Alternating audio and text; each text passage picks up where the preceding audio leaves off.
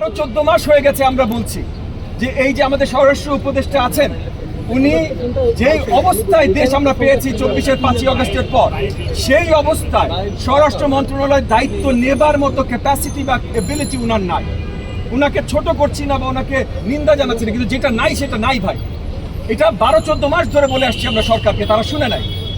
আজকে হাদির উপরে যে আক্রমণটা হয়েছে এর থেকে মর্মান্তিক খুব কম জিনিস হতে পারে, কিন্তু গত 12-14 মাসে এর মর্মান্তিক আরো কিছু হয় নাই তা তো না, এটা নতুন না তো। তো আবার আরেক দিকে আপনি যদি তাকান, শুধুমাত্র স্বরাষ্ট্র উপদেষ্টা চেঞ্জ করেও হবে না, মানে ব্যবস্থাটাকে শক্তিশালী করতে হবে, পুলিশ বাহিনীকে শক্তিশালী করতে হবে। সেটা শক্তিশালী করার সময় এখন নাই, তাহলে আর্মিকে আরো আর্ম ফোর্সেসকে আরো শক্তিশালীভাবে মাঠে নামাতে হবে।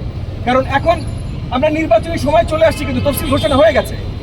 তো নির্বাচনের সময় চলে আসছে, নির্বাচনের সময় তো বড় দায়িত্ব আর্ম ফোর্সেস নেবে এবং তার মাধ্যমে আমরা একটা স্বচ্ছ নির্বাচন পাবো, মানে আইন শৃঙ্খলা একটা ব্যবস্থাপনা থাকবে, সেই বিশ্বাসে তো আমরা সবাই নেমেছি। তাহলে এখন সময় চলে এসেছে সেটা কার্যকরী করা।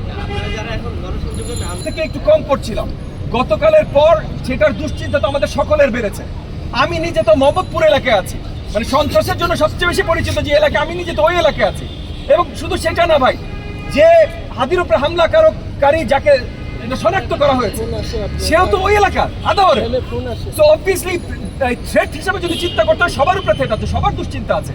তো এই দুশ্চিন্তা, ঠিক আছে, আমরা কেয়ারফুল থাকতে চেষ্টা করব, আমরা আমাদের সাপোর্টারদেরকে আরো সাথে রাখতে চেষ্টা করবো, অনেক কিছু করতে চেষ্টা করব, কিন্তু আলটিমেটলি আইন শৃঙ্খলার দায়িত্ব আছে তো ভাই। আমরা তো বন্দুক নিয়ে ঘুরবো না, অন্য কেউ যদি গুলি করে আমরা কি বন্দুক নিয়ে ঘুরবো? তাহলে তো যুদ্ধ শুরু হয়ে যাবে দেশে, এটা তো আমরা শুরু করতে পারি না। তো আইন শৃঙ্খলার জায়গা থেকে তাদেরকে বড়ভাবে দায়িত্ব নিতে হবে। থ্যাংক ইউ ভাই।